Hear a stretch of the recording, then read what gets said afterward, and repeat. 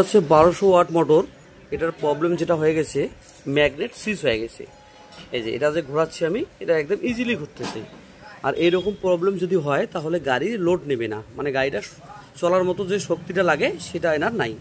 ঠিক আছে, তাই এটা ম্যাগনেটটা যেহেতু টেম্পার কমে গেছে, এটা আবার নতুন করে চার্জ করানো যায়। ঠিক আছে, সেটা আজকে আমরা খুলে চার্জ করব। ঠিক আছে, সেটা দেখাচ্ছি।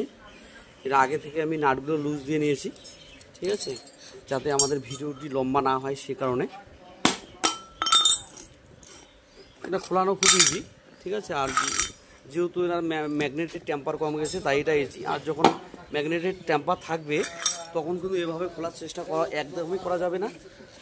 ঠিক আছে, এই যে খুলে গেছে আমাদের এই যে ম্যাগনেটটা, এটা ঠিক আছে, এটা সিজ হয়ে গেছে। এটা যদি আমি এখন একটা কোনো লোহা লাগিয়ে দিই, টেম্পার খুবই কম হবে। আবার নতুন করে চার্জ করে লাগালে আমাদের কমপ্লিট হয়ে যাবে। আমাদের সেট করা কমপ্লিট হয়ে গেছে। ঠিক আছে, ব্যাস এখন মেশিন নিয়ে আসো, মেশিন নিয়ে আসো। ঠিক আছে, এটা আমরা এখন টাইট করলে এটা অটোমেটিকলি শেপটা ভিতরে যাবে আর ম্যাগনেটটা বাইরে আসবে। ঠিক আছে, সেটার জন্য আমাদের এই যে মেশিন,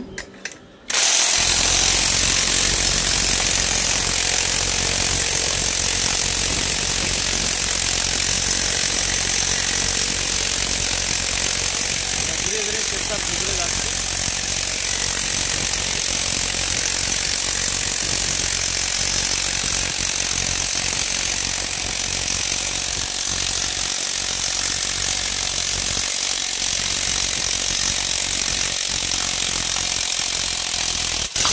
ব্যাস কমপ্লিট, আমাদের শেপ খুলে গেল।